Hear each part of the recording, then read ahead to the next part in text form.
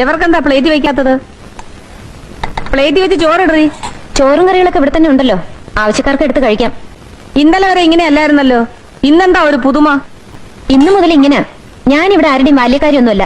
എനിക്ക് എന്റെ ഭർത്താവിന്റെ കാര്യം മാത്രം നോക്കിയാൽ മതി. നീ മത്സരിക്കാൻ തന്നെ ഇറങ്ങിയിരിക്കുക.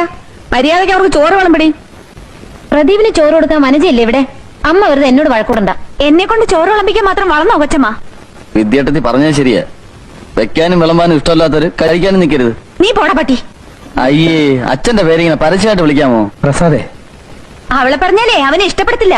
രാത്രിയിൽ ചേട്ടന്റെ ഭാര്യ ഉച്ചമയക്കത്തിന് അനുജന്റെ കാമുകയല്ലേ അവള്. എന്താ നീ പറഞ്ഞത്? ഒന്ന് തെളിച്ചു പറ.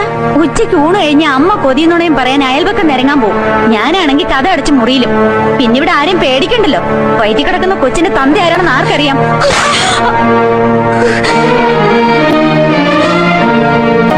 അവളുടെ ഒരു പതിവ്രത ചമയില് കാണിച്ചു തരാം നിന്നെ. എന്തൊക്കെയാണ് ഈശ്വര ഇവിടെ നടക്കുന്നത്? കുടുംബം മുടിഞ്ഞു പോവാൻ ഇനി വല്ലതും വേണോ?